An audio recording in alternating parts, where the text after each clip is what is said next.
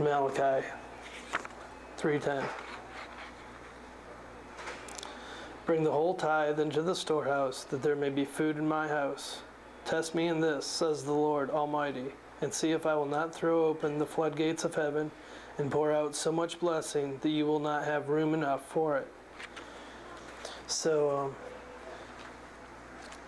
what did that look like? I'm like, really? God says test him? You know? He must have been a sports guy. Maybe he gambled with his buddies. I don't know. You know, but he's like, test me in this, right? Test me. Go ahead and see what I'll do for you. And so for me, that really, I mean, I've heard guys talk about their stories. I've heard guys, you know, putting their last dime in the offering, and God has blessed them, right? And I hear all those things, but then I read this, and he's saying, test me. Well, you know, as men, we're like, all right. You know, everybody's up for that challenge. Everybody wants to take that on. And then I read something else. 1 Corinthians 16:2. On the first day of every week, each one of you should set aside a sum of money in keeping with his income, saving it up so that when I come, no collections will have to be made. So I started reading some of these verses and about tithing. And God's telling me, you need to go all in. I mean, I've trusted him with my family. I've given up my identity. And as a football coach, for that of a Christ follower, truly. So for me, it's tithing. I need to give him my money. And I've decided to go all in on that. And now I just need to see where that goes and what that looks like. And so, you know, on the end of the month when I get paid, if you guys can remember to pray for me. The first thing I do is write that check to God and not hold on to that. But, you know, God is a great God, and he truly is. And this walk with him, this journey that we're all on together, if you're a Christ follower, it's just amazing to see you guys here and headed in the right direction. Thank you.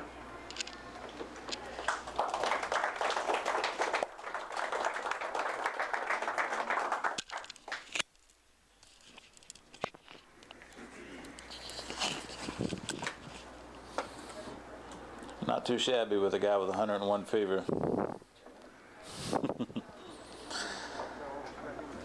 You know, well, first of all, what I'd say is, where are you guys at?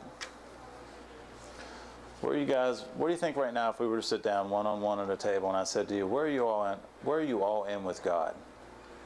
What areas would you name off? What areas in your life are you currently all in with God? And the flip side to that was, if I sat down with you right now at a table and I said, what areas are you not all in with God? What areas are you still holding on to something? What areas where you're not able right now, or you're not ready right now to give God control, complete control in that area? You see, I've learned so much from watching Drew and getting to walk with Drew. And I was there that night. I had encounters 2.5 years ago. We're both getting old. When he did put the stake in the ground, and I've watched him, and I've got to walk with him as my brother since then.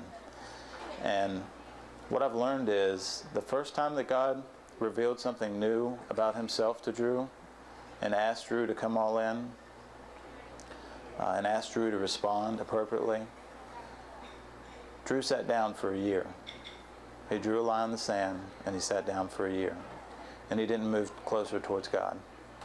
He never completely fell away from community, never completely, but he didn't move closer to God. He sat down for a year. The next time that God revealed something to him, something new about God that Drew didn't know, and asked Drew to respond in a way equivalent to what God had shown him, it took Drew a couple of months. And then Drew went all in, and God blessed that. And now this time around, with the tithing, God showed this to Drew last week or the week before, and Drew knew right away. I mean, as soon as he brought it to my attention, as soon as he brought it to the attention of his brothers, he'd already made up his mind, or he wouldn't have brought it to our attention. But what Drew has shown me, and what I've seen very clearly from my relationship with him, is this process of being all in as a Christ follower. It's not a one-time deal. It's a journey, and it's a way of life. And in reality, being all in as a Christ follower, every day when we wake up and we put our feet on the floor, we make that decision. Today, am I going to be all in or not? So let's look at the questions. Does anybody know where the questions are? Here they are.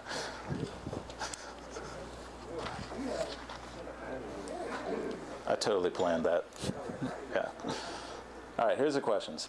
Identify some areas of your life where God has invited you to be all in and you have responded. How has accepting the invitation changed your life and your relationship with Him? So where are the areas in your life where you are all in, and what's been the effect of that? Second question. Currently, where are you in a conversation with God and He's inviting you to take a step closer to Him? What would that step look like for you? Pray for one another. So these are those other areas, guys, those areas where God is revealing Himself to us. It's an area that we didn't know, something about Him, something that demands a response in our life, but we're not quite ready to do that. Let's talk about those steps and pray for one another. See if we can't make that happen. All right? Leave the religious junk in the parking lot. 1, 2, 3, go.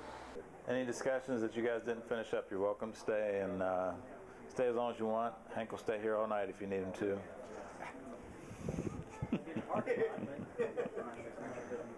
All right, so we've had some discussions about what the next step is for a lot of us, what it looks like to be all in, what areas of our life. So I pray that you wouldn't leave here tonight and it just wouldn't be a good idea. It wouldn't be something that just sounded good at the table that you're going to go home and talk yourself out of. So that's going to involve you guys keeping in contact with God individually, but also it's going to involve you guys keeping in contact with each other. So the guys at your table, make sure you're calling them this week and saying, hey Dave, how you doing with tithing? That's going to be the call Dave's going to be getting from me this week. But thanks for being honest at the table as always, guys, and let's pray.